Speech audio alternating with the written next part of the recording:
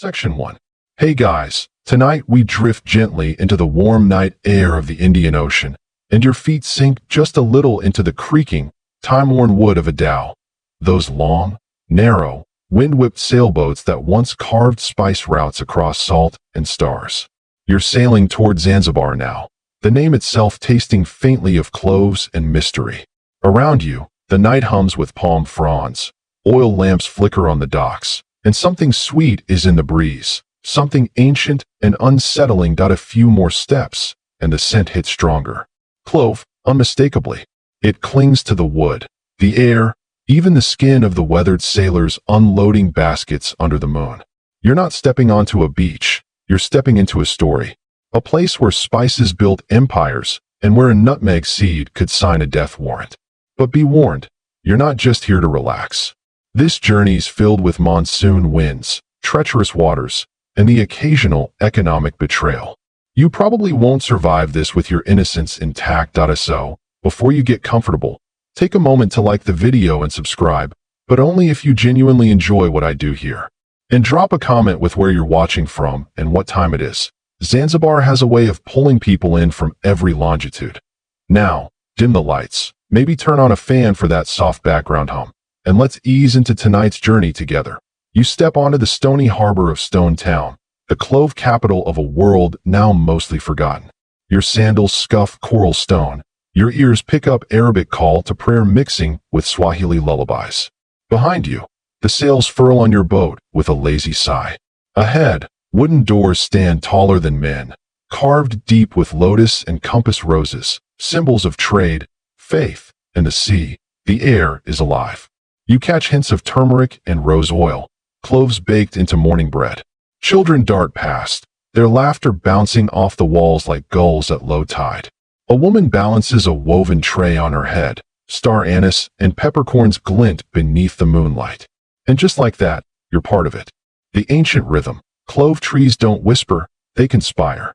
They were brought here in the 19th century by the Omanis, who had a vision, turn Zanzibar into the clove garden of the world. It worked. This little island, barely a droplet on the map, soon produced 90% of the world's clove supply.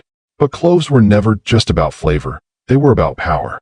The sweet scent masked bitter truths. Historians still argue whether Zanzibar's spice dominance was truly inevitable or brutally imposed. Was the Omani sultan merely a visionary horticulturalist or a calculating monopolist? Depends on who's writing the textbook. But what you see now, carved balconies, spice traders laughing over accounts, the mix of Portuguese, Indian, African, and Arab influences swirling in a single stew, is undeniable. The island was a hub, not just of goods, but of lives. There's a ledge you find yourself leaning against, smooth stone, worn by centuries of elbows and gossip. To your left, a man is counting cloves one by one, separating them into piles like they're coins. To your right, an old merchant cradles a broken compass and hums something that sounds like a sea shanty dipped in saffron. You wander the alleys, each corner turning into another scent. Cinnamon bark stacked against sun-bleached walls, nutmeg drying under mesh nets, vanilla vines curling possessively around stone pillars. At one stall, you catch sight of a peculiar spice ball, round, pungent, wrapped in banana leaf. The seller swears it cures heartbreak, or causes it. Depends on how you brew it. And in this twilight market, the spice routes aren't just lines on a map, they're living things. Invisible threads stretch from this stall to Gujarat, to Muscat, to Jakarta. Zanzibar is the center of this web. And you? You're caught deliciously in the middle. Now pause. There's a crate being unloaded nearby, and with it, the heavy scent of cloves nearly knocks you over. You wonder for a moment, how did something so small become so powerful?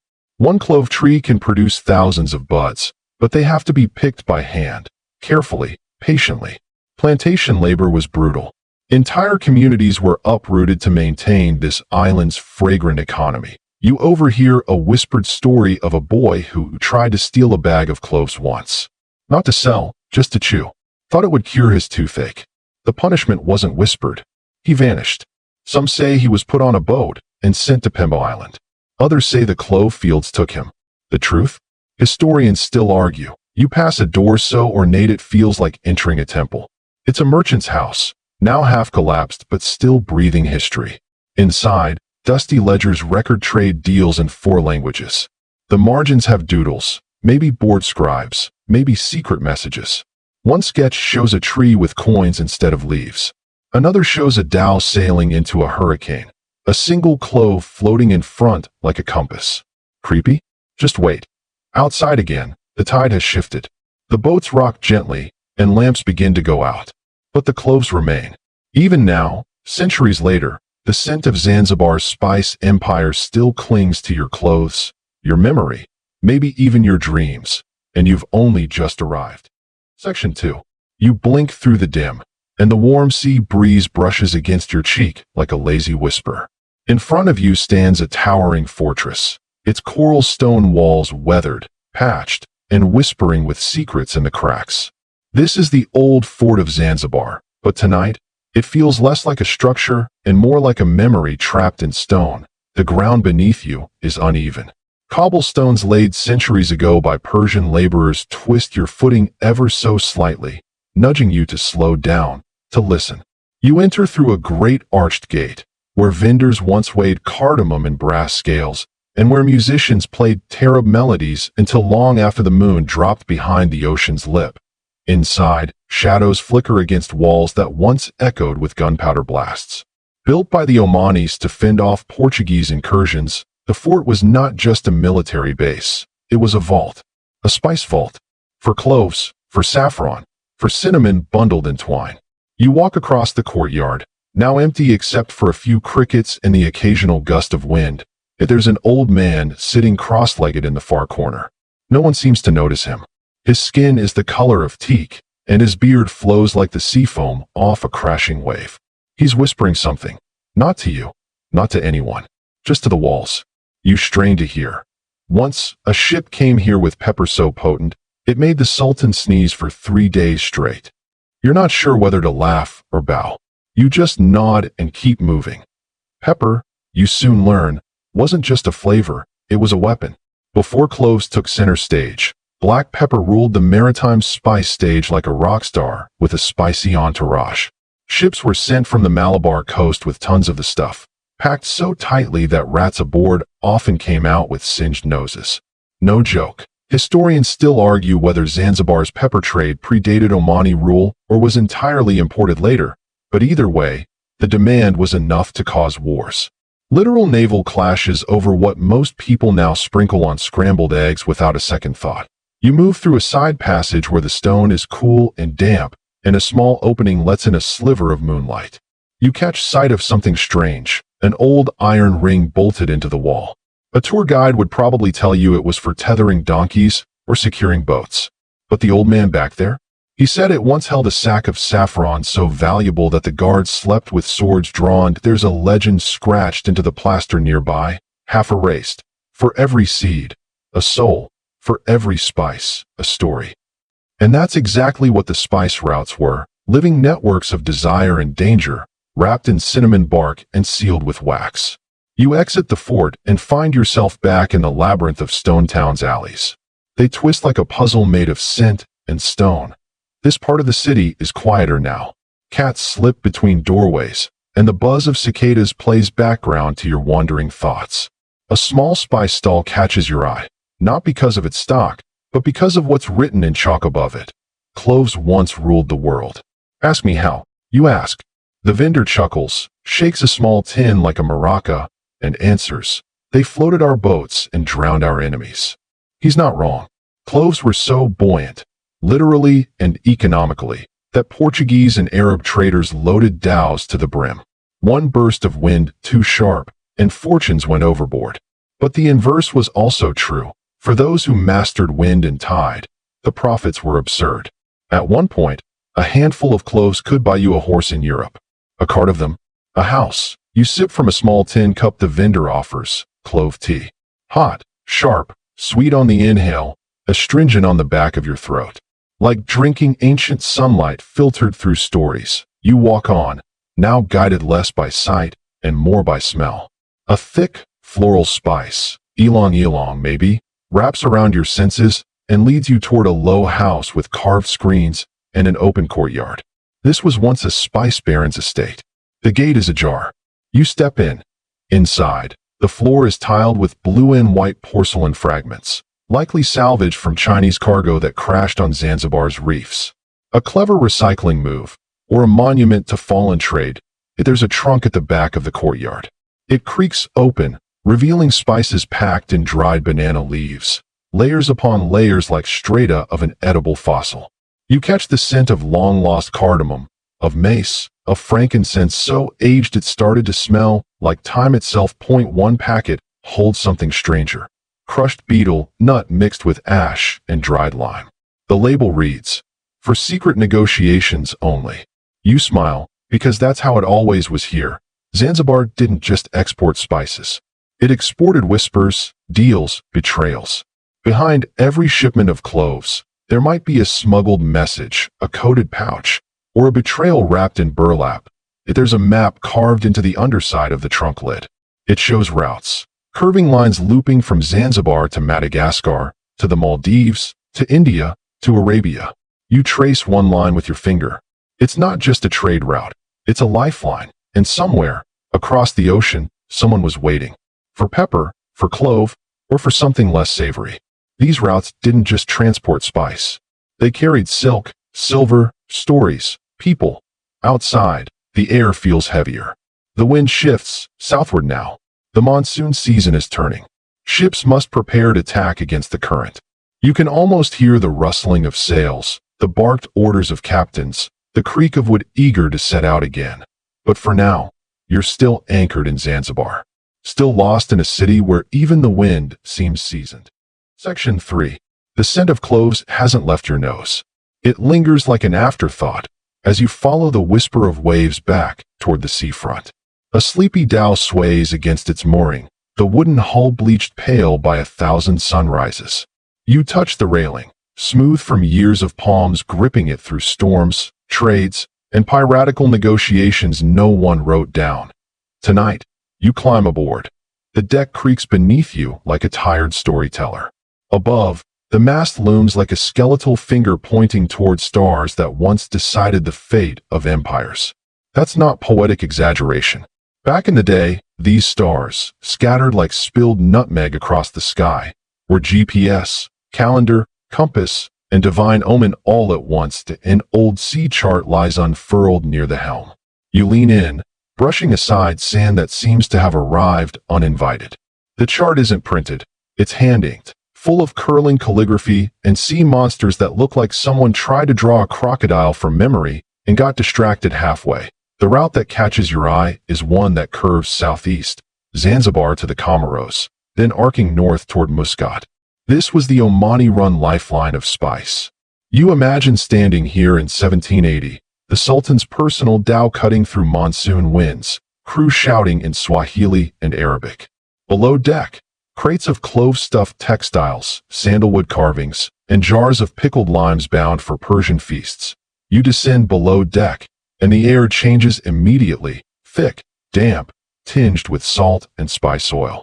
There's something oddly comforting about the darkness here, like the boat is still protecting secrets. One crate in the corner bears a carved emblem, a palm tree wrapped with a serpent.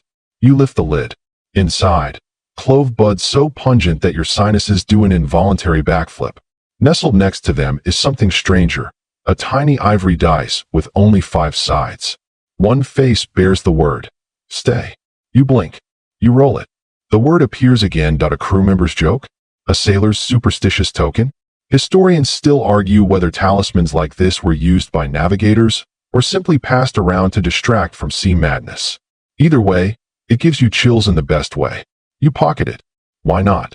You move to the stern, where a logbook lies open. The ink has bled into the page from humidity and time, but some entries remain legible. Port of Comoros. Paid 3 gold for 5 jars of cinnamon. Lost a sailor to fever. Wind favors the east. Spirits on board are mixed. You imagine the crew, a tangle of identities, Zanzibari, Yemeni, Gujarati, Malagasy. This was no monoculture. These were global workers before globalization was a thing. The cook may have sung Hindi lullabies, while the helmsman quoted Quranic verses into the wind that a rusty bell hangs from a beam.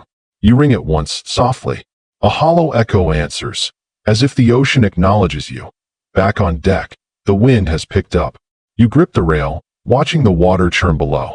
For centuries, these same winds governed everything.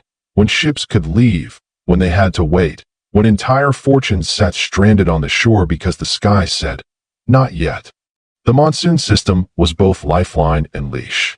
It brought traders and goods in with the northeast wind, then reversed months later to carry them home again. Missed the window? You were stuck. Sometimes for weeks. Sometimes for seasons.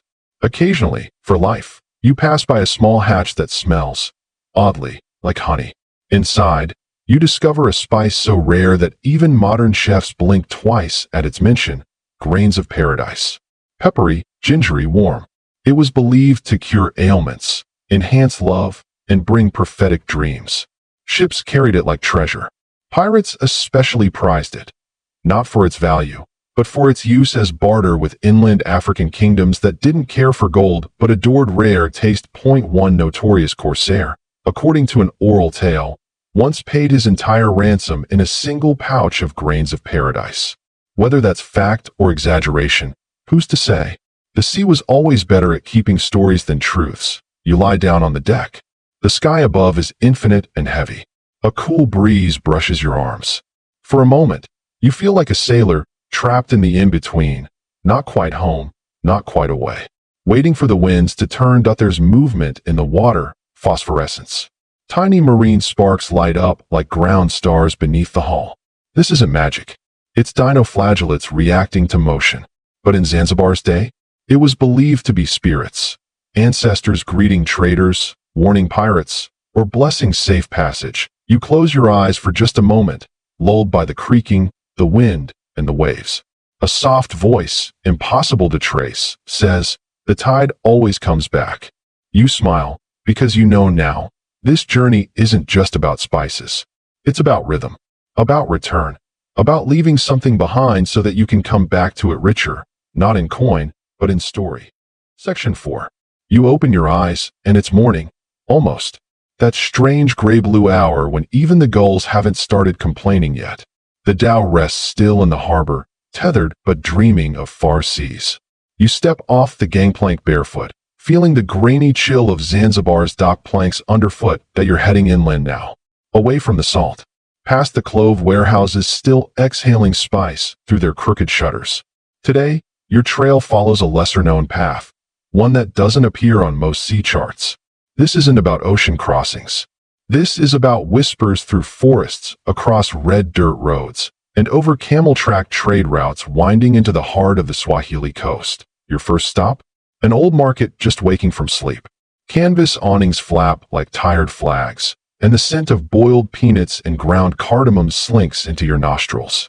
A young vendor stares at you, then offers you a fistful of mbuga, a local snack of roasted roots and sesame.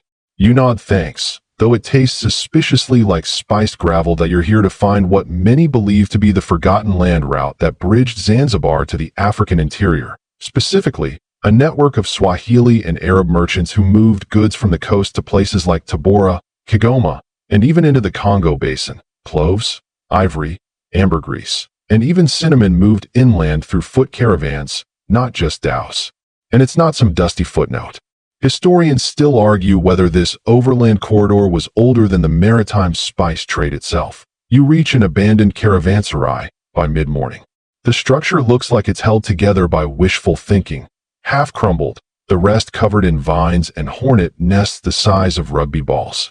But the inner courtyard tells another story. Carved stone troughs where camels once drank. Shards of pottery underfoot, glazed in Persian blues. A lone inscription above the archway, barely legible, reads, "Everything returns to the coast." You sit. You picture the scene. Porters in bright Kaitinch cloth, merchant scribes haggling in a blend of Arabic, Kiswahili, and Gujarati. A smuggler with cinnamon stuffed into a hollow walking stick. A local healer trading dried marula bark for 1 ounce of clove oil. Trade wasn't just transactional. It was social alchemy. Information passed through spice, belief through bartering. A rumor wrapped inside a bundle of turmeric could shift politics 2 villages away. A war might start over mispriced pepper. One fragment of pottery bears a faded symbol, an elephant and a dhow. It was, allegedly, the mark of the Kawaii Syndicate, a secretive trade guild believed to have existed in the 17th and 18th centuries, running both land and sea operations between Zanzibar and the deep interior. Think Amazon logistics. If Amazon had to deal with crocodiles, colonial tax agents, and the occasional witch doctor. Some scholars say the Kawaii were proto-corporate. They used coded sign language to communicate across markets, standardized measurements using coconut shell scoops, and even issued something like paper IOUs sealed with clove oil as proof of debt. Others dismiss it all as romantic folklore, but even you have to admit, it's a compelling conspiracy. By midday, you arrive at the edge of a dense forest trail that was once a caravan path. The underbrush now rules here, vines gripping history like a jealous lover. But a well-worn ridge in the earth still shows where hundreds, maybe thousands, of feet once passed. You walk it. Slowly, carefully. The heat presses in like a velvet trap. Cicadas screech warnings no one listens to.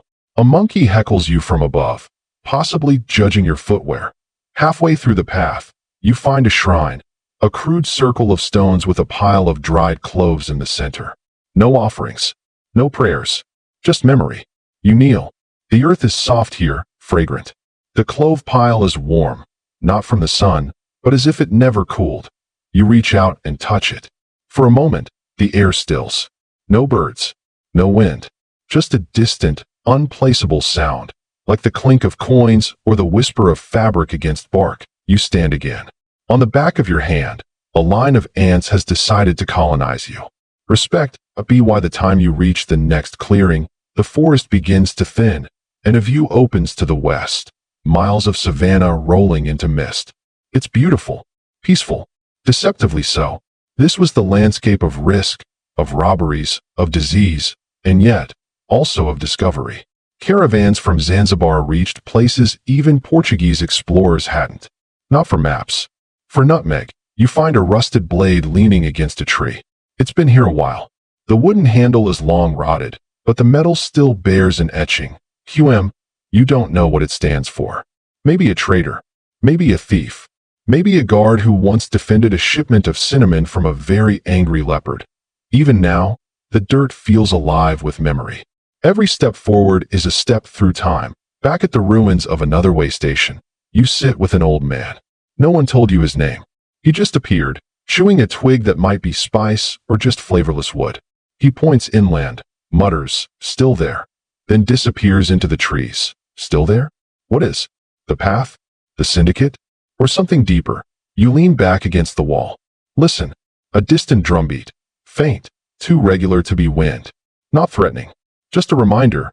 History moves. Sometimes underground. Sometimes through trees. Sometimes through you. Section 5. You wake before sunrise. That same scent still threading through your dreams.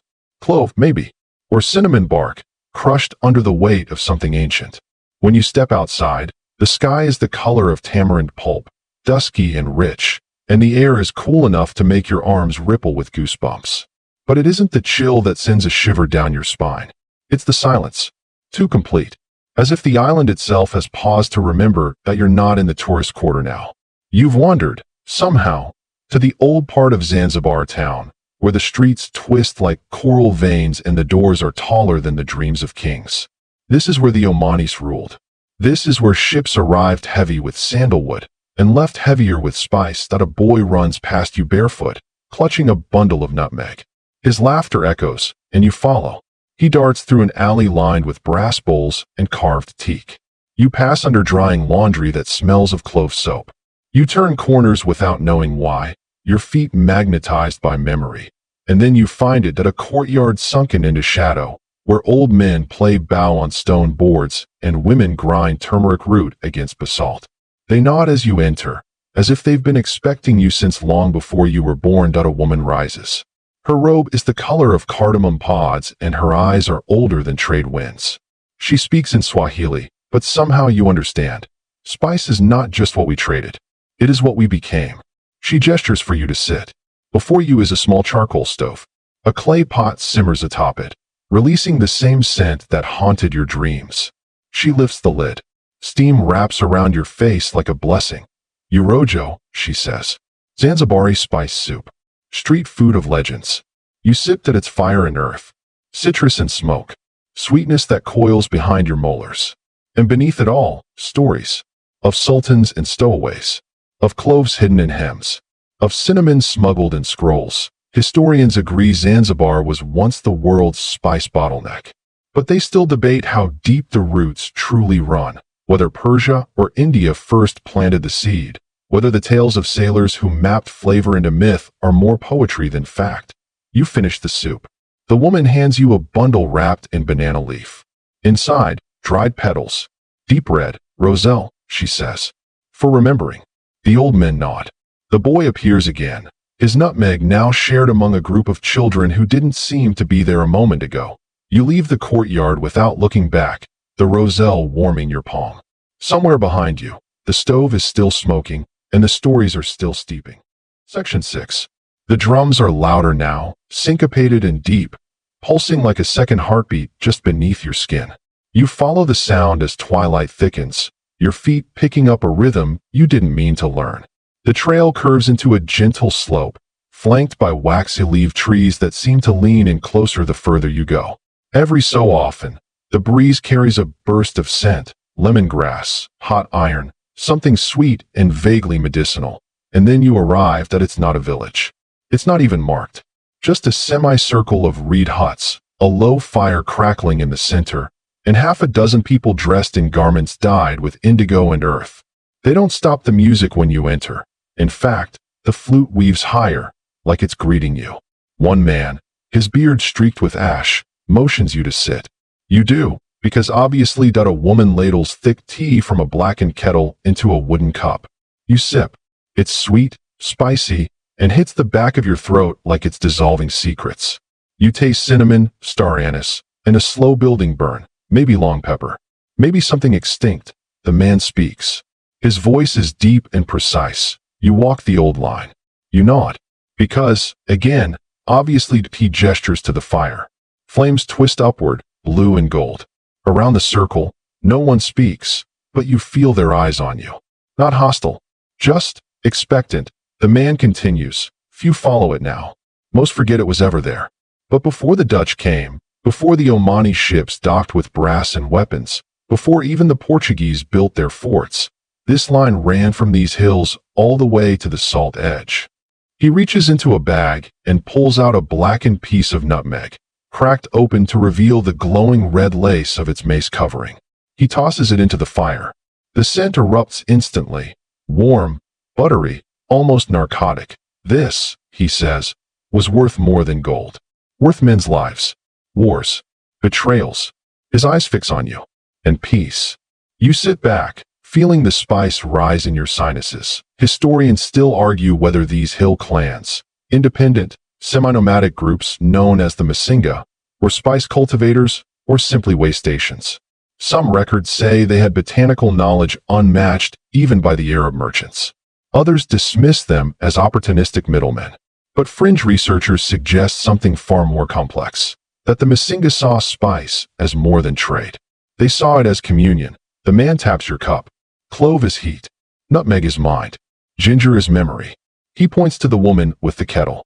She is our record keeper. Not with books. With spice. You blink. You mean recipes? No, he says simply. Dreams. All right then. No pressure. You learn that each member of this group carries a specific blend of dried spices sewn into a pouch worn around the neck. It's not for eating. It's to remember who they are. When a child is born, the mother and two elders mix the first batch, based on the season, the sky that night, even the baby's first cry. Later, when they die, the pouch is buried with them. Or, if they've lived a life of honor, the blend is passed down, with one spice added or removed, marking the lineage like a perfume family tree that you're handed a small pouch of your own. Inside, clove, cardamom, and a single leaf of dried tamarind. For now, the man says cryptically. The rest comes later. Night folds around you like a shawl. Stars spill out in every direction. There's no electricity here, No buzz of artificial light. Just the sky, the fire, and the distant sound of hyenas somewhere far off, laughing like they know the end of a joke you haven't caught up to yet. Before you leave, the woman takes your hand. Her fingers are calloused, warm. She presses something into your palm, a brittle coin, with a hole punched through the middle. It's not Zanzibari, not African. It's Dutch, possibly 17th century. Minted in Batavia, now Jakarta. You stare at it. This was lost, she says, on the trail. Found by my grandmother, kept in the pouch of silence. Why give it to me? Because silence should not be kept too long, she replies. Okay, that's either ancient wisdom or a reminder to update your voicemail greeting. You tuck the coin into your pouch and bow. She smiles. As you step back onto the path, the fire behind you snaps with sudden heat, like a goodbye. The drumming fades, then stops altogether, as if it had only existed for your visit. The forest is quiet again, but different now. Not tense, just listening. You continue walking. The trail leads you downhill, through a misty corridor of trees where fireflies blink like curious eyes. The scent of spices still lingers in your clothes, your hair, the lining of your lungs. A sign nailed to a tree, so old it's barely legible, reads in a sloppy Arabic script, "To the lake that dreams." Right. Sure. What could possibly go wrong? You push forward. The night thickens, and somewhere ahead, water waits. Section 7. The trail narrows, roots tangling underfoot like forgotten vines in a fairy tale you're not sure ends well.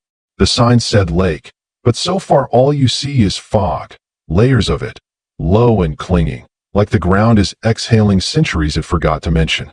A twig snaps behind you. You turn. Nothing but mist. Classic. And then the trees part, and there it is. A lake, glassy and round like the pupil of something very old, stares up at the sky. It's not large, but it doesn't need to be.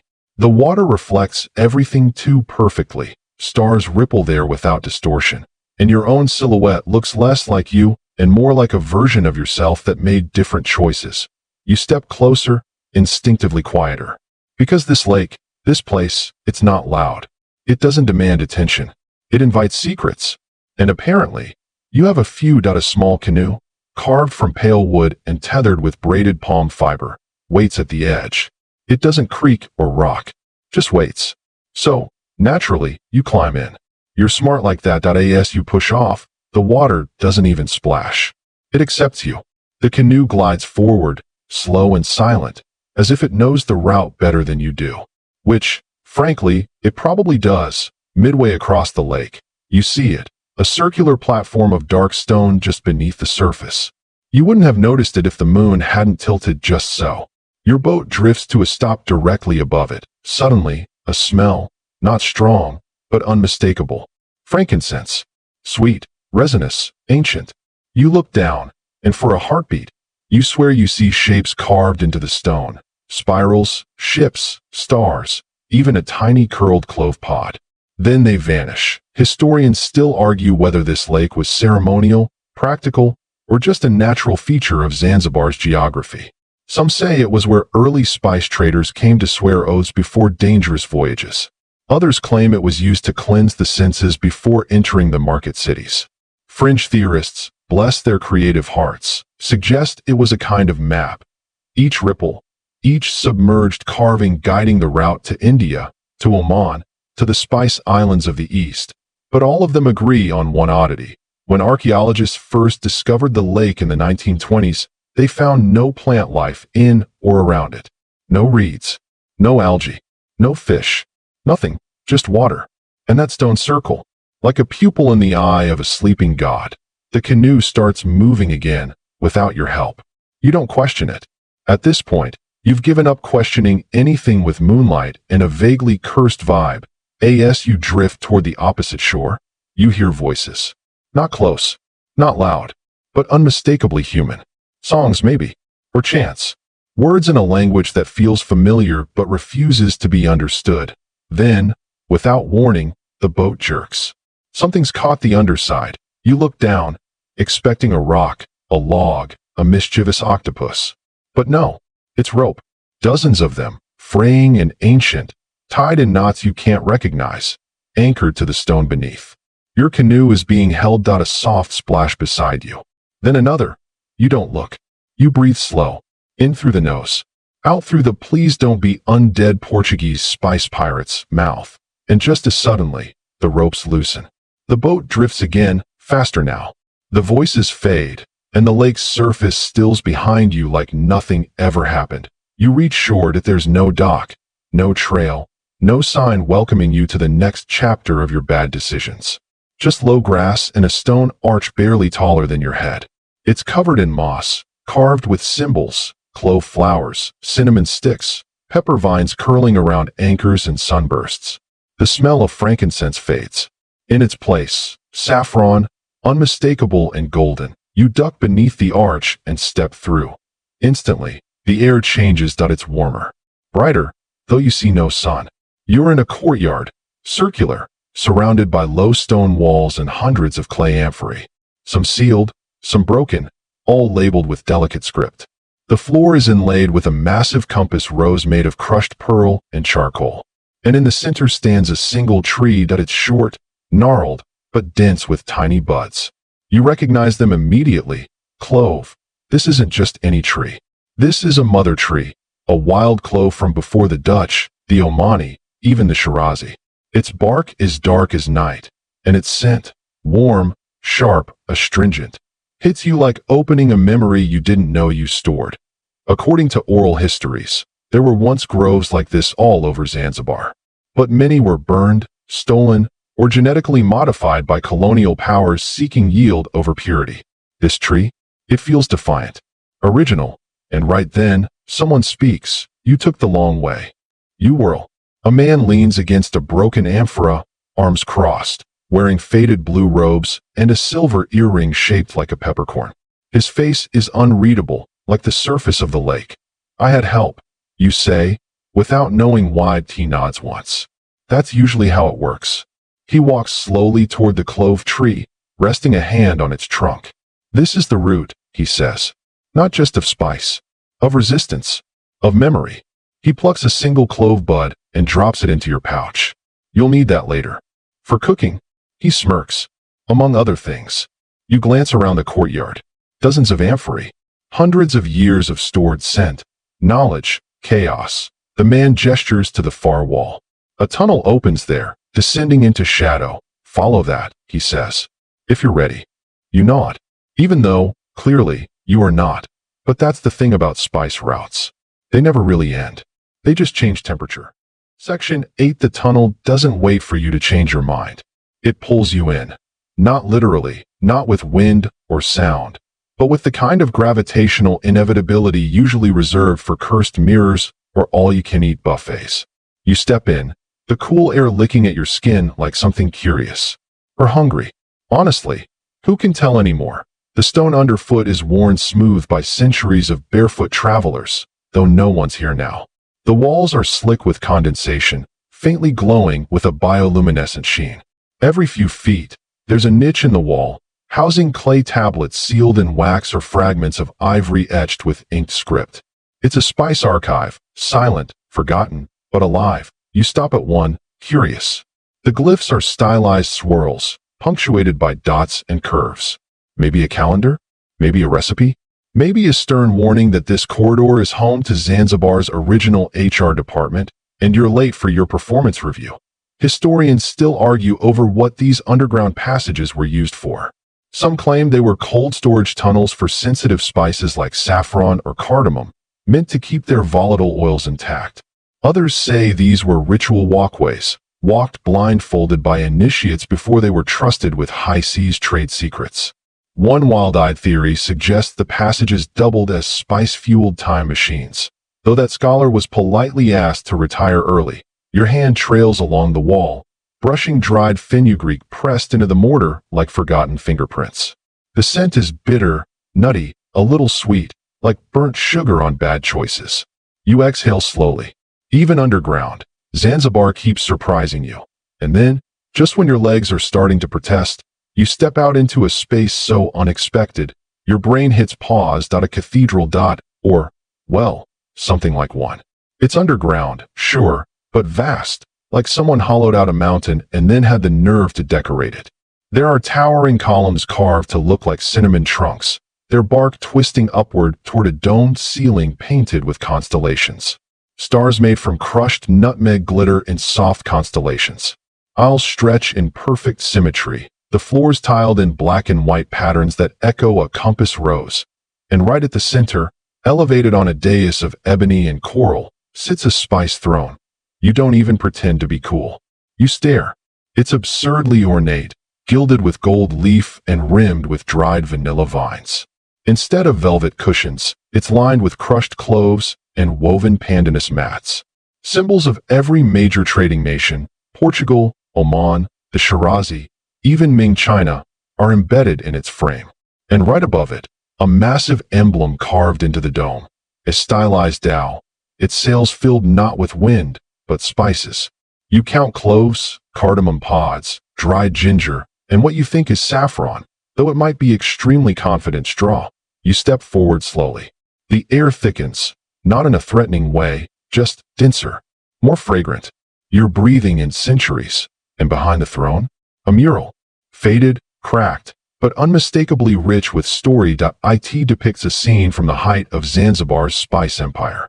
Dozens of dhows unloading goods, crates of cinnamon bark, satchels of star anise, bundles of turmeric root, all overseen by a council of cloaked figures.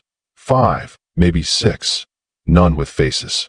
Just outlines, each wearing an insignia of a different spice. This was the original spice syndicate, not some myth cooked up by overenthusiastic museum curators, but a real council that regulated trade, imposed quality standards, and, according to some fringe theories, controlled a network of secret ports from Madagascar to Calicut. One of the oddest stories surrounding the syndicate involves the pepper trial, a diplomatic dispute between two trading factions over a shipment of black pepper infested with weevils. Rather than war, the council ordered both captains to chew peppercorns for 1 hour straight, while blindfolded. The one who cried first lost the rights to the route. Apparently, the trial ended in tears, sneezing, and a lifelong allergy lawsuit. The mural ends with the syndicate fading into the sea, their cloaks dissolving into waves. Some say they disbanded peacefully. Others believe they were betrayed by a Portuguese envoy with a hidden nut allergy and a grudge. You turn slowly from the mural. The throne is still there, silent, dignified, a fragrant artifact of lost diplomacy. And just when you think this place has given up all its secrets, something shifts to soft clang behind the columns. Then, a flicker of movement. You duck behind the nearest cinnamon trunk column, because hiding behind symbolic spices is the most reasonable reaction here, and squint into the shadows that a figure emerges. Not the robed stranger from the clove courtyard. Someone shorter, wearing modern boots, khakis, a threadbare shirt with a logo you recognize. Zanzibar Spice Research Initiative. Real official, real nerdy. She's holding a map and muttering, "No, no, if the coordinates are right, then this should connect to the calamari vaults." She doesn't see you. She's too busy tracing her finger along a wall lined with scroll tubes. Her satchel is bulging with ginger root and field notes. You step out, cautiously. "You're not a ghost, are you?" She yelps, drops the map, and spins around. "You're not supposed to be here," she says. You reply, picking up the map. Turns out, she's been mapping these tunnels for months. She thought she was alone. She's wrong. But not about everything. She tells you what she knows, that this throne room was sealed off during the final days of the Omani Zanzibari sultans, out of fear the syndicate's archives would fall into British hands. That the spices in the throne's lining are so potent, even now, that scientists believe they could preserve meat for 100 years. Historians still argue whether these underground sites are mythic reconstructions, colonial fabrications, or authentic remnants of a trade guild that ruled quietly from the shadows. She believes they're real, and that more entrances exist, hidden beneath wells, behind frescoes, under kitchens still used by families who've forgotten what lies below. You believe her. Because standing here, in the heart of it all, you can feel the stories still alive in the walls. She offers you a second clove. Says it's tradition. You take it, because your journey isn't over. Section 9. You let the clove rest on your tongue, its sharp sweetness blooming slowly, like a memory you didn't know you'd buried. The researcher, Her name is Lila, by the way, motions for you to follow. She says there's more to see. You believe her now, implicitly. After the throne room and its nutmeg constellations, anything seems possible. You move together into another tunnel, this one narrower, the ceiling so low you have to stoop.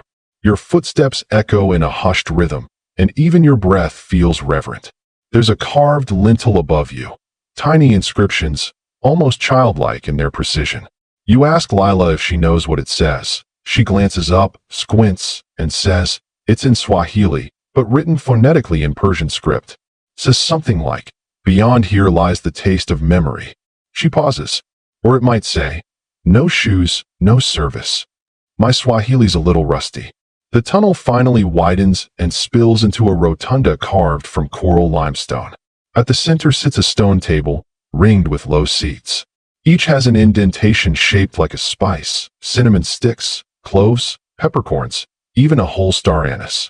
Like seats in a secret parliament. This was the syndicate's tasting chamber. According to Lila, these seats weren't just symbolic.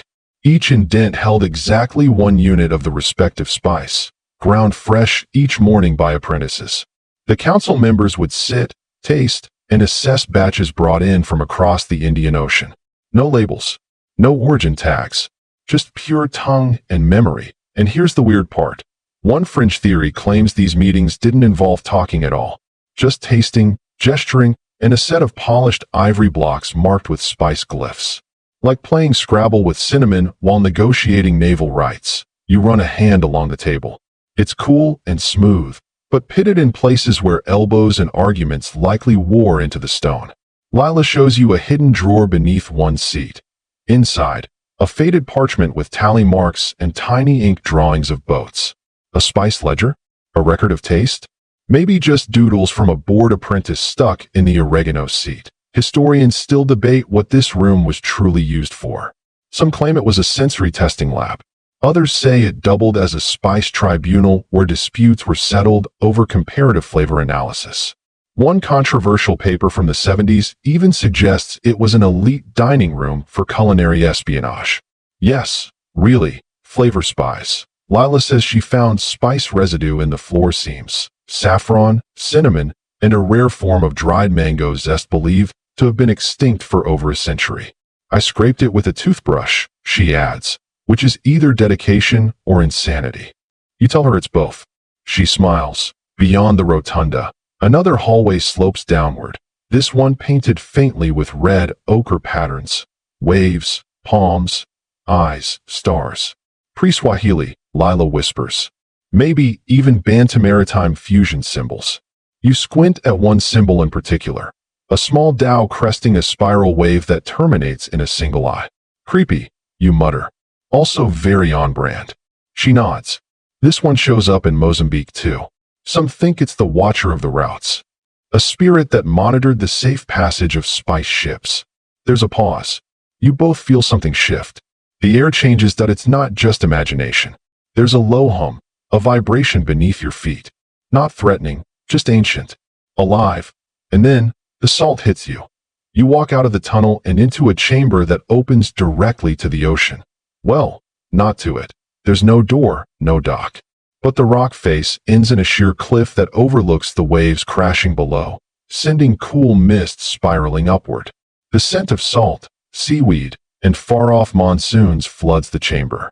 There's an old iron winch embedded in the floor, rusted but still recognizable. This, Lila whispers, was the final checkpoint.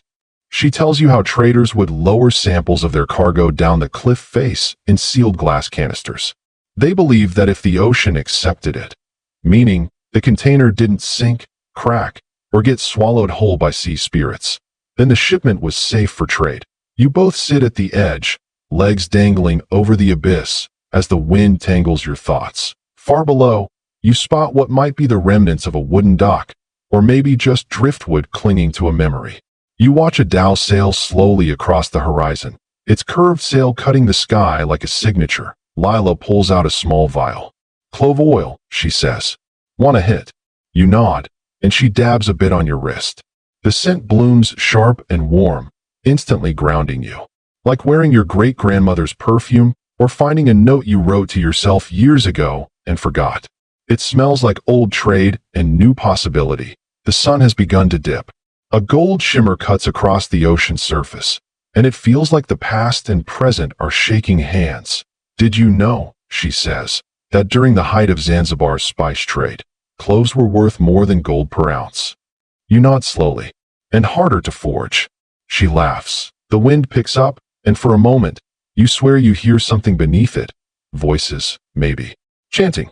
Or just the rhythmic memory of 1,000 spiced dhows brushing waves, over and over, until history learned the taste of every wind that ever mattered. You stay there a while longer, the rock beneath you solid, the sea in front of you endless. But somewhere deeper inside, you know you're not done yet, because behind this cliff, through another tunnel marked only by a spiral carved in stone, lies the archive that even Lila hasn't found yet. She doesn't know it exists, but you do, and you're already on your feet. Section 10. The spiral carved into the wall pulls you in like a whirlpool. It's not big or dramatic, just a careful etching, barely deeper than a fingernail, but it hums with suggestion. Something about it says go, in that quiet, insistent way that dreams sometimes do. Lila stays behind, still seated at the cliff's edge, humming softly to herself and sketching in her journal. You tell her you'll be back, but you're not sure she hears you. The wind has her now. Or maybe the cloves. The new passage is different. Drier. Dustier. It lacks the carved grandeur of the earlier corridors. Instead, it feels older, like it was meant to be hidden even from the people who built everything else.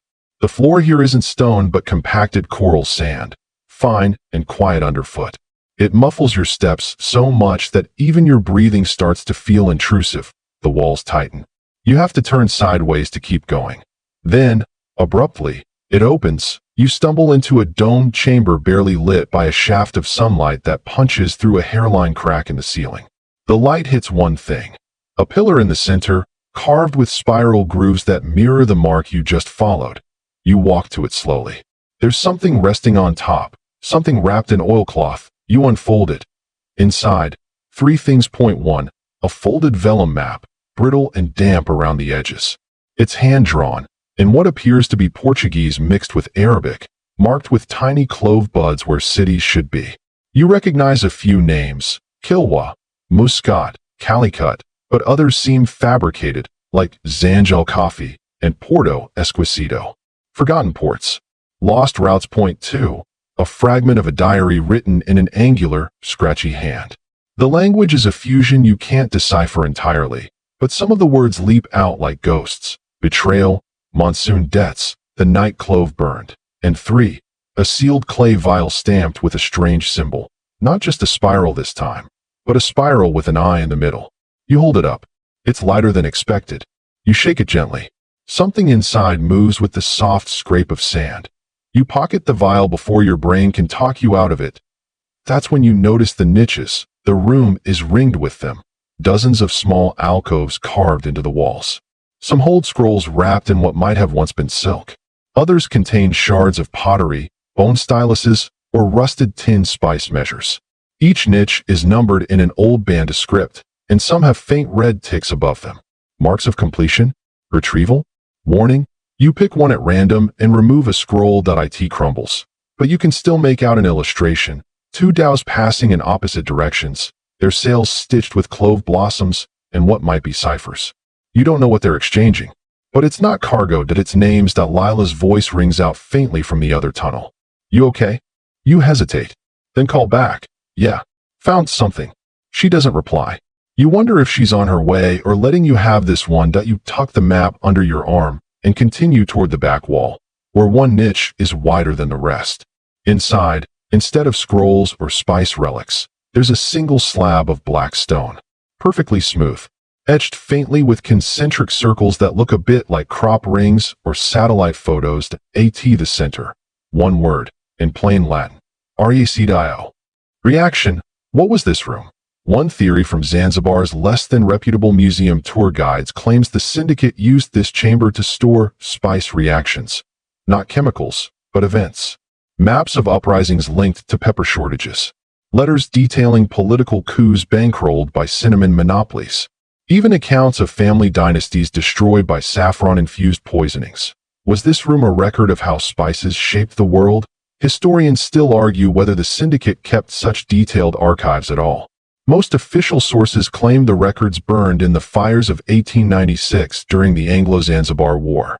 Others say the records were never kept on paper, but in spices themselves, passed orally, each blend carrying a coded message decipherable only by taste. You step back. The stone slab, the niches, the sealed vial, it all starts to form a pattern.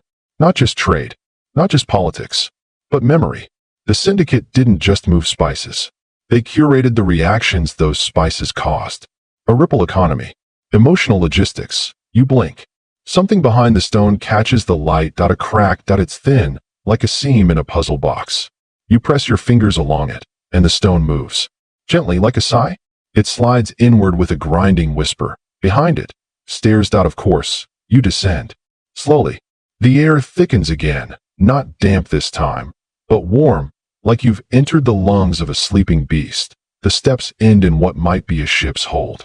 Yes, wooden planks, ropes, hooks, but no ship, just the skeleton of one, preserved underground. Around you, barrels line the walls. Not spice barrels, ink barrels. And stacked beside them, reams of parchment. Not blank, covered in rows of tiny symbols, recipes, trade routes, ciphers, or perhaps minutes from the Spice Council's meetings. You pick one page at random. It's dated 1721. The header reads, Kampala route deviation approved under eclipse conditions. What follows is a string of names, quantities, and weather notes. But one phrase jumps out. Clove shipment rerouted via ghost dhow per watcher's decree. You blink. That word again. Watcher. You pull out the vial from your pocket. The spiral eye seal stares back. Could this have been part of the syndicate's code? A spice bottle that only made sense in the presence of certain knowledge? A reaction catalyst? Your hands are shaking slightly, and it's not from the cold. You put the parchment back, gently, and begin walking toward a smaller arch in the rear of the chamber. But behind you, something creaks. Just the wood settling, you tell yourself. Just the past breathing. Still, you don't turn around, because in Zanzibar, the past watches. Section 11. The smaller arch ahead is barely 5 feet high, forcing you to crouch as you slip through. The wood underfoot gives way to stone again, slick, uneven, and peppered with black sand. This tunnel is older still. You can feel it, not in the bones of the earth kind of way, but in the silence it holds. Not the natural hush of an abandoned space, but the pointed stillness of something meant to be forgotten. You move slowly, watching your breath fog in front of you. It smells faintly sweet now, like decaying fruit mixed with smoke. After 20 careful steps, you reach a strange door. Not wood, not stone, but a kind of leather, stretched tight over a wooden frame, darkened with age, and covered in embroidered symbols you can't decipher. A few look vaguely Swahili. Others resemble old Yemeni sea glyphs. And in the center, embroidered in deep blue thread, the spiral eye again. You press your palm to the door. It pushes open without a sound. Inside, a library, but not the kind you're used to. This one breathes. The air moves as if the room exhales slowly, rhythmically, like a creature sleeping beneath the bookshelves.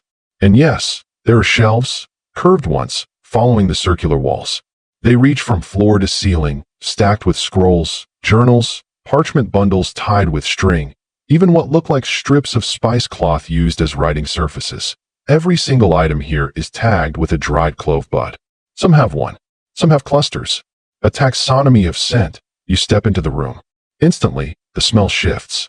The cloves here aren't fresh. They're brittle, sharp, bordering on bitter.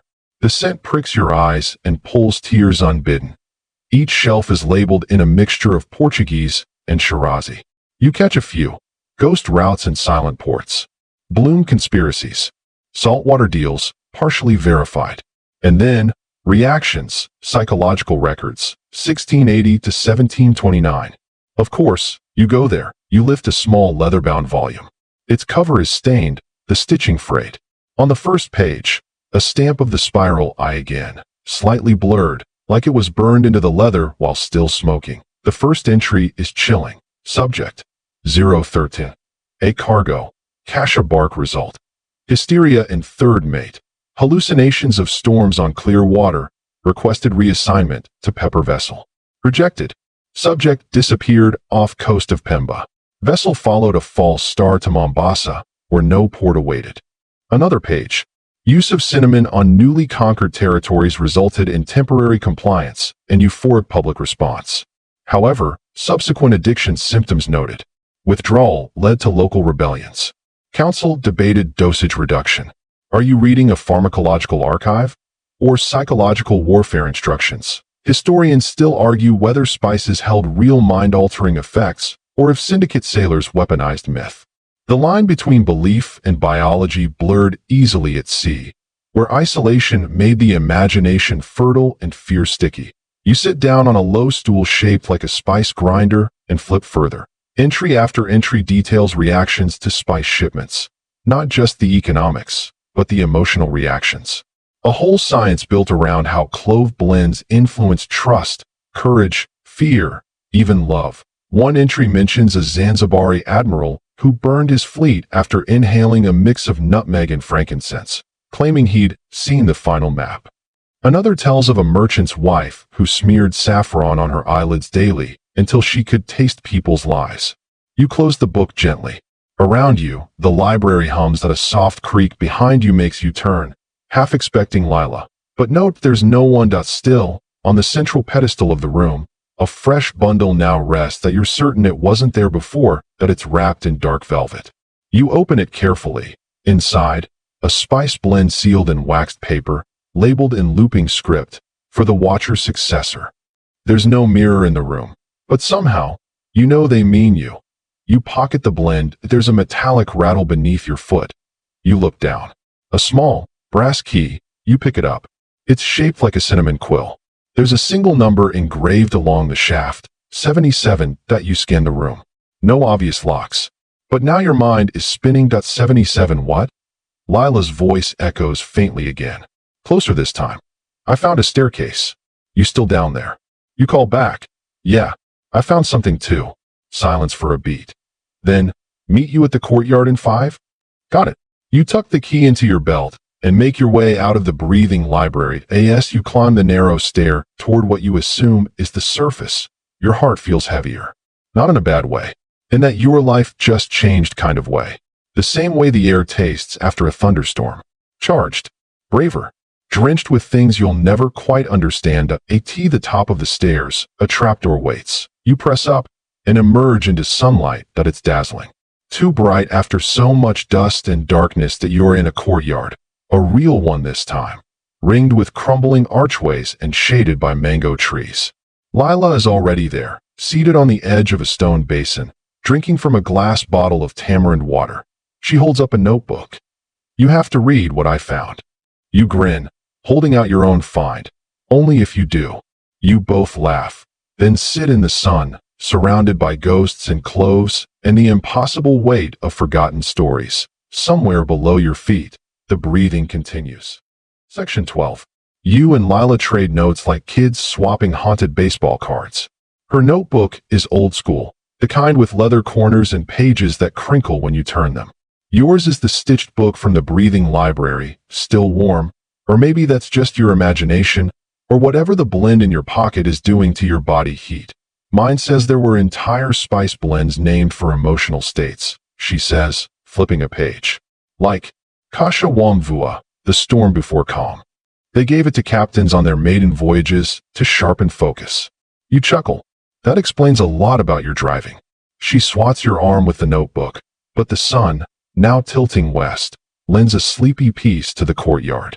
Mangoes drop softly in the background, like nature is applauding quietly. You stretch, bones creaking after too long hunched underground. But even with the sunlight and the breeze and the semi-normalcy of sitting with a friend again, the weight of what you just saw won't unhook itself from your spine. You pull out the spice bundle from your pocket. Its scent is subtle, not like the clove shock from before. This is complex. Smoky. Slightly sweet. A bit metallic, too. Lila leans in, sniffing. Whoa, that's way older than anything I've ever handled. You know what this reminds me of? What? That time in Luanda when you blacked out at the museum and swore the bronze masks whispered to you. right? And you were the one seeing candle flames in the frescoes. Touché. You both fall silent for a moment. The kind that only happens when two people share the same impossible experience and don't want to spook it by over-talking. So, Lila says finally. Key 77. Any theories? You glance around the courtyard. It's octagonal, symmetrical, built with purpose. On closer look, each archway has a number carved into its keystone. 72, 73, 74, you rise .75. 76, they're .77. The arch is half covered in vines, but underneath, the numbers gleam in the late light like they were polished recently. Of course they were, because this was meant for you. The path beyond the arch is narrower than the others, and it descends again. But this time, the stonework is finer. You and Lila exchange a look. We going? She asks, already pulling out a tiny flashlight. You nod. After you, Captain Spice Route. She rolls her eyes but leads the way. The tunnel's air is cooler, not in a damp way, but dry and filtered, like the inside of a tomb that's also a museum. You notice something etched into the walls every few steps. Names. Dates. All in the same looping script. You pause at one. Maaza, 1704. Found what she should not. Sailed anyway. Another. Kintu, 1679. Refused to forget. The deeper you go, the more frequent the names become, until they're overlapping, like a crowd of voices pressed against the walls, whispering their legacy into stone. Historians still argue whether Zanzibar's spice syndicates allowed anyone outside their bloodlines into their core leadership. But this tunnel? It speaks of initiates, of chosen heirs, of successors picked not by name but by insight. You pass under a final arch. No number, just the spiral I carved into its keystone. And then, you arrive. The room is round, dome-topped, and emptied no books, no spices. Just a circular mosaic in the floor. An intricate starburst made of crushed cinnamon bark, dyed cloves, strips of saffron, peppercorn borders, and tiny nutmeg beads. It's like a sand mandala, except it smells alive. Lila exhales. Okay, you can't tell me this isn't some kind of ritual space. You kneel beside the mosaic. In the center, a bowl-shaped indentation, same shape as the blend you were given. You look at Lila. What if this isn't about history? She tilts her head. Then what is it? You pause. Then pour the spice blend into the bowl. The scent ignites. Not literally, but almost. The air heats. The floor hums. The spices shimmer. Then, light. Not harsh. Not blinding. But a pulse, like a breath you can see. You hear voices, but not in your ears. Inside you. Stories. Maps. Battles. Betrayals. The entire ghost archive of the forgotten routes. Filling you. Cataloging itself into your brain like you're the next living library. Lila grips your shoulder. You okay? You nod. Barely. The light fades. And then you see a dot on the far wall. A new archway. It wasn't there before. Above it, engraved in fresh, glowing script, the true ports await. You look at her. She grins. Don't suppose you packed a toothbrush? Section 13. The moment you cross the threshold of the new archway, you feel it. Time slips. It's not some cheesy wormhole effect or spinning vortex. No, it's more like when you're knee-deep in a memory, like tasting your grandmother's stew and suddenly remembering the pattern of the wallpaper behind her stove. You're still in your body, still walking forward, but every sense is slightly retuned. The light changes, too. Gone is the gold-tinted hush of the spice dome. Now, the tunnel ahead glows with a soft aquamarine hue, like moonlight reflected off the belly of a fish. Where are we? Lila whispers, more to herself than to you. You walk beside her, brushing your fingers against the tunnel's wall. It's wet now, salt-crusted stone, aged smooth by water. Sounds echo from deeper inside. A creak, a splash, a low groan like wind through sails. Then, you smell it. Brine, rope, tar, and cloves. Definitely cloves. The tunnel spills open without warning, and you're suddenly standing on a dock. Yes, a dock. Not a metaphorical one. A real, creaking, barnacle-bitten wooden pier that extends into a misty, midnight harbor. Only, this harbor is underneath the city. You blink. Then blink again. There are ships, dozens of them, moored along the curving waterway. Dhows with red-sailed masts, Chinese junks, Portuguese caravels, even a few hulking vessels that look like galleons stripped for speed. All glowing faintly with that same moonlit phosphorescence. Lila exhales. Okay, I take back everything I said about your conspiracy theories. You nudge her. You called this a spice cult 5 hours ago. She grins. I meant it lovingly. You both step forward, the planks groaning underfoot that a figure approaches, a woman, tall, with graying braids and robes dyed the color of saffron burned at the edges. She walks with purpose, as if she's been expecting you since you were born. You've tasted the archive, she says without preamble. You nod, because you're not sure you can trust your voice yet. She points to the nearest ship. Then you're ready to navigate. You glance at Lila, who shrugs. We talking literal navigation, or like metaphysical vibes? The woman doesn't answer, just hands each of you a folded cloth map and 2 tokens shaped like eyes made from volcanic glass. You unfold yours, it's blank. Lila tilts hers. Mine too. The woman smiles, a little sad, a little proud. The map does not draw itself until you depart. Oh, come on, Lila mutters. Not another metaphor quest. You're about to reply when something on the edge of the pier catches your eye. A plaque, worn but readable. The true ports shift. The routes breathe. Only those who listen shall arrive. Historians still argue whether Zanzibar's spice fleets were centralized or scattered, a single syndicate or a mosaic of secretive merchant families. But this feels older than even their myths. Like a parallel tradition, running beneath the currents of known history, hidden just under the map. You take a step toward the boat. Wait, Lila says. We're just getting on? No crew. No instructions. You tap the volcanic glass eye. The boat responds. The ropes untie themselves. The sail unfolds like a yawn. The hull lights up with sigils, some you recognize from the spice mosaic, others entirely new. They pulse faintly. Well, that's not terrifying. Lila mumbles, climbing aboard. You follow. The deck smells of sandalwood and ink. There's no wheel, just a compass embedded in the wood, and beside it, a dial with the 8 symbols of the spice archive. You place the volcanic eye into the center. The dial spins. The sail catches wind, though no wind is present. The ship glides forward, slow but steady, into the mist. The harbor fades behind you, swallowed by fog and memory. And then stars, not above. Below, you lean over the side and see the sea glowing with starlight, like some bioluminescent galaxy mirrored in liquid form. Every swirl of water hints at a constellation, a pattern, a story. Lila is quiet now. You both are, not with fear, with reverence. There's something about this moment. The boat gently swaying, the smell of history in your nose, the sound of soft water against hull. That feels older than anything you've ever studied. That you're not just following the forgotten routes now. You're becoming them. Section 14. Mist coils like old parchment as your boat glides deeper into the underground sea. You've stopped trying to understand what's real and what isn't.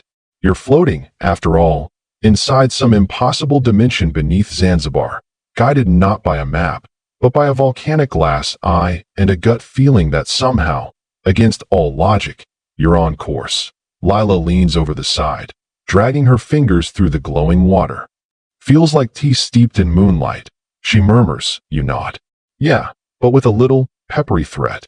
She smiles. Nice. The ocean has a spicy attitude. The boat makes no noise, no splash. Just the slow hush of progress, like a ghost skipping stones across memory. The stars beneath you ripple and reform, as if the sea is charting your past with every wave. Then suddenly, a clang. The compass emits a soft chime, and the dial clicks. Once, then twice. The ship begins to veer. Ahead, the fog parts, revealing a towering structure rising from the water. Not an island. A shipwreck. No, a dozen shipwrecks, fused together into something that looks like a floating cathedral made of bones, rusted anchors, and broken masts. Sails hang like faded tapestries. It's eerily beautiful, and entirely out of place. Your boat slows, as if paying respect. Lila squints. Is that a mausoleum? You both step off the ship as it nudges gently against a platform of salt-encrusted wood. The structure moans as wind slips through its seams. Inside, it's colder, airy, silent in a reverent, echoing way. No spiders, no mold, Just the smell of clove and old sea. Lining the walls are glass cases. Huge ones, cracked but still intact, filled with journals, scrolls, and spices. Carefully preserved. Nutmeg pods the size of your fist. Star anise pressed into wax.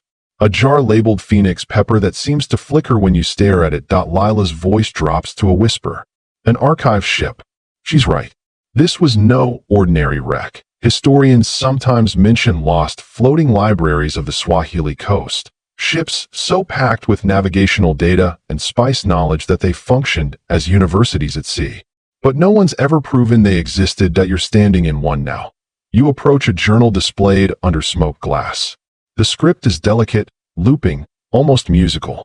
You can make out one phrase in a language you only partly recognize. The sea forgets. So we wrote her a memory. Suddenly, a low hiss at a panel in the wall slides open. You and Lila turn as a soft wind rolls in, carrying with it a sound, bells. Not chimes, not musical notes. Warning bells. The air changes. The glow from the water dims. Then, footsteps. You grab Lila's arm, pull her behind a carved pillar as three figures enter the chamber, cloaked, tall, faces covered in bronze masks shaped like birds. Parrot, falcon, owl, not pirates, not scholars, archivists, protectors. They don't speak. Just move with slow precision, inspecting the display cases, checking seals, adjusting jars. One of them removes a pouch from their cloak and scatters something on the floor. A fine black powder that dissolves the moment it touches the wood. Charcoal? Gunpowder? Ground clove? Lila breathes shallowly. You match her. For a moment, you're sure you'll be found. But then, a change in the bells.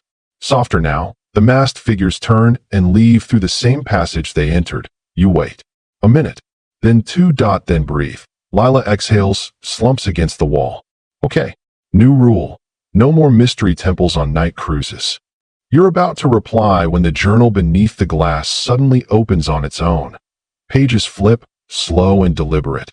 Then stop on an illustration. It shows your ship, sailing through a storm of ink and starlight. The bottom.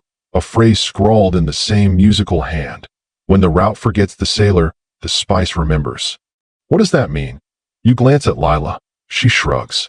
Either that's the most poetic curse I've ever read, or we're about to meet something really weird. You leave the chamber in silence, the ship waiting obediently where you left it. As you step back aboard, you notice that the once blank map you were given now bears a faint line. A route. A path that wasn't there before, and a new word etched beside it, as if scorched into the fabric. Ukumbusho, Swahili for remembrance. You and Lila exchange a long look. Somewhere out there, past the floating mausoleum, beyond the starlit sea, something is waiting to be remembered. Something the world forgot. Something only the spice can reveal. You take the helm. Not that it matters. The ship already knows where to go. Section 15. The map glows faintly under your fingertips as the boat glides forward, obedient to a route that didn't exist hours ago. Ukumbusho. Remembrance. Lila's curled beside a pile of coiled ropes, sketching the bird-masked figures in her notebook. We've officially passed the point of no return, haven't we? She murmurs. You don't answer. Not because you disagree, but because the sea has gone quiet again. Not peaceful quiet. Watching you quiet. The stars beneath the surface are blinking slower now, like they're tired. Like they're warning you. Then comes the humming, not from the ship, not from the water. From above, you look up and spot it. A pale red glow hanging in the air like a suspended ember. It pulses once, twice, then slowly starts to drift downward, circling your boat like a curious moth. Lila stands. Is that a flare? You squint. No flare hovers like that. It's not fire. It's not a drone. It's some sort of creature. A glowing jellyfish, floating in the air. Translucent and tentacled, trailing sparks instead of tendrils. It makes no sound other than that pulsive hum, which now seems to sync with your heartbeat. You reach for it. It darts back, then forward again, then veers away, slow enough for you to follow, which you do, because apparently, following mysterious bioluminescent sky jellies is a valid navigation method now. The route changes. The stars beneath your boat shift to match. The jellyfish leads you between stone spires jutting from the water like shattered tusks. Some bare carvings, Others remain broken. A few shimmer with the same strange mineral as the eye in your pocket that you're being guided, and not just by the creature. The spice memory is guiding you. Zanzibar's ancient trade routes weren't just lines on a map. They were threads, woven into stories, fables, even hallucinations. Historians still argue whether these routes were deliberately mapped using astral knowledge and hallucinogenic spice rituals, or if that's all modern exaggeration. But here, now, inside this fever dream of a journey, it doesn't feel like either. It feels like the map is alive, and you are being read as much as you're reading it. Your guide, let's just call it the spice jelly, leads you toward a fork in the sea. Yes, a fork. The glowing ocean splits into two diverging paths, each pulsating with a different color. Left, sapphire blue. Cold. Familiar. Right, molten gold. Flickering. Dangerous. You hesitate. Lila raises an eyebrow. Which memory do we follow? Good question. You choose right. The second you veer toward the gold-lit waters, the spice jelly vanishes in a burst of sparks. The map flares once, then dims, like it's whispering. You sure about this? Too late now. The water grows thick. Sticky almost. Like syrup laced with cinnamon. You feel it first in your fingers, a slow tingling, then numbness. Not painful, just strange.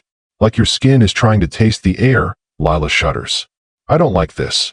But neither of you turn back, because ahead, breaking the golden horizon, is a shoreline. Not a beach, but a floating village. Dozens of boats tied together with ropes, planks, and purpose, sailing homes, market stalls, and towers all lashed into one sprawling raft city. Candles glow and lanterns made from pufferfish skins. Banners flutter in a wind you can't feel. This isn't a ghost town. It's alive. You dock beside a structure made from hollowed gourds and woven sails. No one greets you, but you hear movement, voices, singing. The melody is in Swahili, but the tune is older than language. You recognize it in your bones. It's a lullaby, a warning, a memory made into music that a man appears, tall, with a face lined like folded cloth. His robe is patched from silks of every color.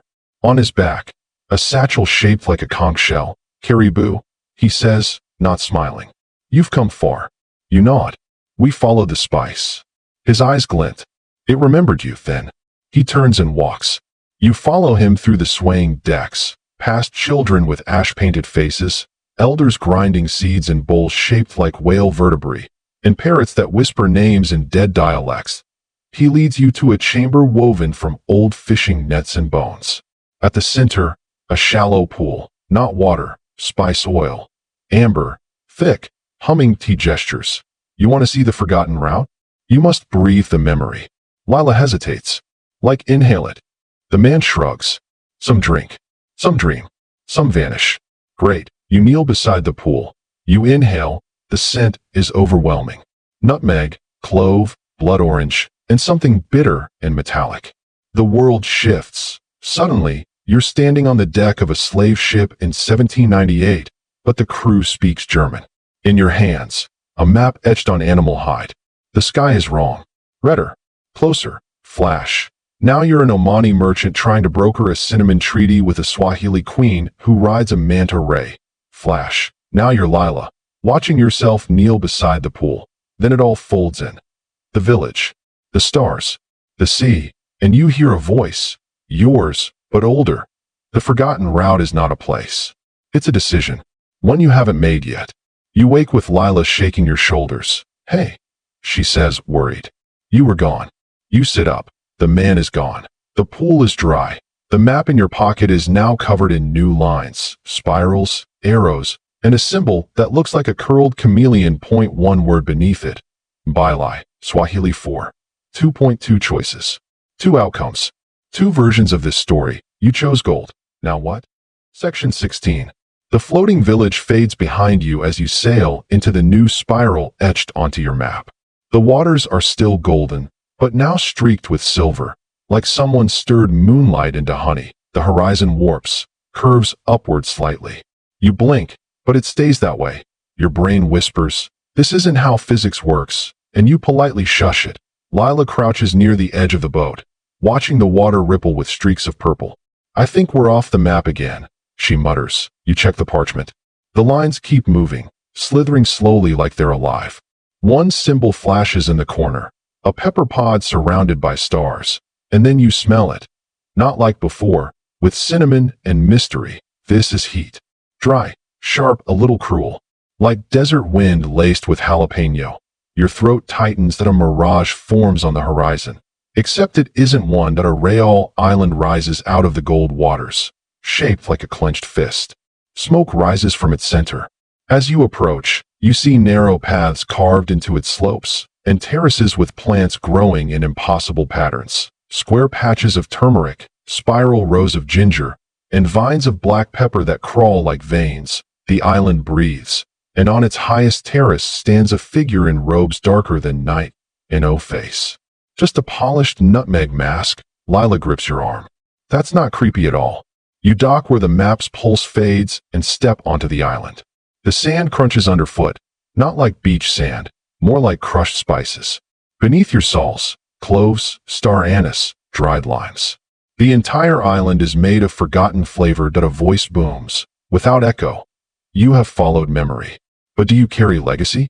You glance at Lila. No pressure or anything, she whispers. The masked figure walks down the terrace path with the stately rhythm of someone who's watched empires rot.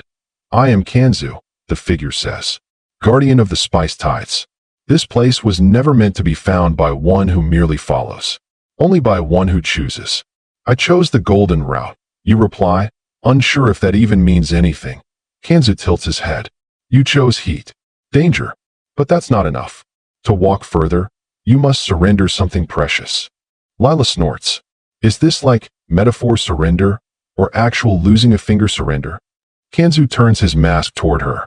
Only what was borrowed. You instinctively reach into your pocket. The eye dot, it's pulsing, harder now. Brighter. Reluctantly, you hold it out. Kanzu doesn't take it. He simply gestures to a nearby basin filled with oil, much like the one back in the raft village. Return it. You drop the eye into the oil. Nothing happens. Then everything does. The ground vibrates. The plants shimmer violently. Pepper vines stretch toward the sky like antennae, and then you see them. Ghosts of spice traders, long dead, faceless, shimmering in clouds of dust. Portuguese, Omani, Indian, Malagasy, all speaking at once, their voices layered and overlapping. You make out phrases. Carried cinnamon over corpses. Wasn't just trade, it was tribute. They made maps from broken teeth. A teenage ghost steps forward. Her skin is bronze. Her braid is knotted with cloves. She holds a scroll woven from palm bark. You are not the first, she says, but you may be the last. The golden route, it turns out, was never about reaching a destination. It was about revealing the cost. Historians still argue whether the most valuable part of Zanzibar's spice trade was the physical goods or the network of encoded cultural knowledge that passed along with them. Some say the spices were merely an excuse to move stories, recipes, religions, and revolutions between continents. Others insist the trade was purely economic, a system of extraction, exploitation, and exchange. Here, though, it's both. Kanzu steps aside, revealing a doorway carved into the mountainside, behind a curtain of dried chili strands. As you step through, the heat intensifies. Not just temperature, emotion, fury, love, desperation, all compressed into waves that radiate off the walls. You enter a tunnel lit by flickering lanterns filled with crushed saffron and pepper oil. On the walls, murals, spice routes, not as lines, but as veins, running through the heart of Africa, spiraling across the Indian Ocean, coiling into Europe and the Middle East. One panel shows Zanzibar itself, smiling, bleeding, feeding, resisting. You feel something heavy in your chest. Legacy, the weight of those who cultivated these spices by hand, fought over them, died for them, and yet were written out of most history books. You pass more symbols, sea turtles, crescent moons, red-eyed monkeys, and one strange recurring image, a hand holding a cracked mortar and pestle. Eventually, the tunnel opens into a chamber with a spiral pit at the center. From the pit rises steam, and inside the steam, figures. You recognize some. The Portuguese captain from your earlier vision, the Swahili queen with the manta ray, the slave in chains, holding clove branches, The teenager with the clove-braided hair. They look at you. Then all at once, they breathe in and vanish. The chamber rumbles. You fall to your knees. Lila shouts something, but the world goes silent. You feel a whisper crawl across your skin like wind through leaves. The forgotten spice route is not behind you. It is within you now. Your hand goes to your chest. There's a new warmth there. Not pain, not memory, just knowledge. You look down. Your skin is marked, not a scar, not a map. Faint lines glowing beneath your skin, following the contours of veins, and next to them, a symbol that a tiny pepper pod, surrounded by stars. You have become the route. The story will section 17. You stagger back from the pit, heart still thudding against your ribs like it's trying to rewrite your pulse in Morse code. Lila catches your arm, eyes wide with alarm, or maybe awe. Dude, she says softly, you're glowing. Not metaphorically. Your veins shimmer faintly under your skin like molten threads. The pepper pod mark pulses gently, as if syncing with the heartbeat of the island itself. The air feels different now, softer, more alert, like the entire world is listening. You climb back up the spice terraces, the scent of cardamom and scorched ginger trailing your every step. Kanzu waits silently at the edge of the dock. No words, just a small nod, like a teacher acknowledging a student who has finally understood the trick behind the riddle. You step back into the boat, and the moment your foot touches the wood, the golden water darkens, just a shade. A transition that you're on the move again. The boat drifts. No oars, no sails, but it knows where to go. The spices stored in the hull begin to murmur, rustling softly. Not wind, not rats, just memory whispering. Ahead, a sliver of coastline carved into the side of an obsidian cliff. There's no dock, no welcoming torchlight. Just jagged stone, worn smooth by centuries of waves. The boat thuds softly as it beaches itself, and you step ashore into silence. And then, music, barely a single flute, playing 5 notes over and over. It draws you along a winding path carved into the cliff face, past tiny recesses where carvings of old traders and guardians have been etched into the rock. They all have empty hands, palms up, as if offering or asking. Eventually, the path opens into a cove, hidden from the sea. There, half sunken in the sand, lies a broken dhow, its sail long gone, its hull split like a coconut. But inside, a garden grows, turmeric, ginger, vanilla, even ghost peppers. Lila gasps. It's the nursery. And she's right. This is where the rarest spices were protected, cultivated in secret. Not for trade, not for profit, but for survival. A kind of an old man emerges from behind a rock. His robes are stitched from sailcloth, and his necklace is made of dried allspice berries that he doesn't speak. Just nods toward a fire circle and begins to grind something in a weathered mortar. The air fills with nutmeg and melancholy. Lila kneels beside him. What's he making? You glance at the cracked recipe slate lying next to him. Ink, spice inked. He's writing the map again, the one you now carry under your skin. Historians still argue whether Zanzibar's spice nurseries were real places or romantic fabrications. Some claim they were metaphors, describing how enslaved knowledge was hidden within generations. Others insist there were physical gardens guarded fiercely by elders who knew extinction would come not with war, but with forgetting. Here, it's both. The old man finishes grinding and dips a sharpened stick into the mixture. He hands it to you. You pause, then lift your shirt slightly and trace the symbol on your skin again, darkening it with the ink. There. Now it won't fade. You've marked yourself, Lila says. There's no going back. You nod. There never was. The old man points up the path. A final climb. You begin the ascent, the air growing thinner with each step. On either side, spice trees watch, silent witnesses to centuries of smuggling, bartering, betrayal, and birth. Near the summit, the path narrows to a ledge. At the end of it sits a shrine, a pile of cracked compasses, charred spice crates, and bones polished smooth by time. An offering. You reach into your pocket again, empty, but then, your hand finds the salt clove, the one you picked up way back on the raft market. You'd almost forgotten. You place it on the shrine. It glows. Just for a moment. And then the wind changes. Suddenly you understand what the final part of the route is. Not a place. A return. but not to where you began. You must take the story with you, not just the spices, the routes, the lives that traveled them, the laughter, the theft, the poetry, the rebellion that clung to every clove. Below, the boat waits, but it's different now and no longer golden. Instead, it gleams like polished sandalwood. Waves lap against it like a heartbeat. You and Lila step in. You glance over your shoulder at the old man. He raises a hand. Not a farewell, a blessing. And then, with the softest creak of wood, the boat turns itself around and begins to carry you away. No sail, no compass, just memory in your veins, and a story no one can steal now. You lean back, letting the sea cradle you. And for the first time since Zanzibar wrapped itself around your soul, you exhale fully. The sea answers the move because you carry it forward. Section 18. The journey back is not what you expect. There's no flash of light, no magical whirlpool sucking you through dimensions. Just wind, water, and the knowledge that everything's changed, inside and out. Lila leans on the edge of the boat, tracing lazy spirals in the sea foam.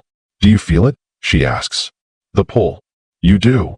But it's not magnetic, it's narrative. The story wants to close its circle. The boat drifts not aimlessly, but with purpose. Back along the routes it came, past the obsidian cliff, past the cove of the spice nursery. The carvings in the rock seem to nod as you float by, acknowledging you. Accepting that you now carry what they once protected, you glide past invisible borders that once defined empires, past salt wind islands where merchants once traded nutmeg for porcelain, cloves for secrets. The sea has no memory, and yet somehow, it remembers you. And then the horizon changes. The sky shifts from Zanzibar gold to a hazier, pale hue. The familiar blue-gray of morning mist off a modern coastline. Buildings appear. Antennas. Rusted cranes. A port that you're returning to the world you left behind. But it's not the same. You pass a tanker, loaded with oil, its name barely legible. On deck, a sailor glances your way, squinting as if he's seeing something half-remembered from a dream. You wonder if he smells it, the faint trail of cinnamon clinging to your wake. The boat finally nudges against a quiet dock. You step off to no fanfared, no crowd. Just a few sleepy gulls and the taste of cardamom still lingering on your tongue. Lila stretches. That's it then? You shake your head. That was just the voyage. Now comes the reckoning. You make your way through the waking city, unnoticed. Pedestrians with earbuds. Cyclists with groceries. Nobody questions your salt-stained clothes, your spice-smeared hands. Why would they? The world has forgotten to look for miracles in plain daylight. But your destination is waiting. An old spice warehouse, now converted into some minimalist co-working space. Buzzwords on glass doors, exposed brick polished to a showroom gleam.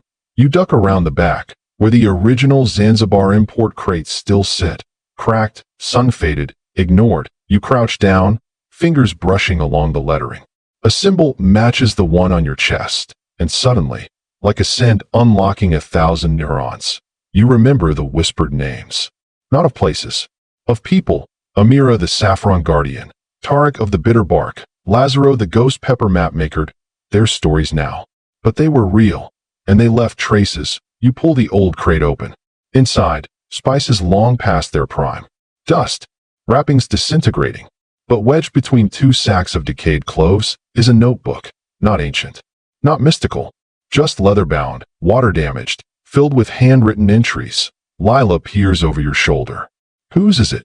You flip a page. There's a sketch. A dhow in profile, drawn with a loose, impatient hand. Beneath it, a recipe, not for food, for ink, the same kind the old man made, and scrawled below that, if found, follow the pepper vein. A chill runs up your spine. You show Lila your arm. The pepper pod birthmark glows faintly. Again, not a conclusion. A clue. Think there's more? She asks. You nod. Always. Historians still argue whether Zanzibar's spice heritage was fully documented, or if too many routes, names, and rituals were lost during the colonial scrubbing of the past. Some believe thousands of pages were burned or repurposed into packaging for imperial exports. Others insist the knowledge simply went underground, stored in dance, song, and the hands of grandmothers. You believe the latter now, because you're carrying it, and you're not alone.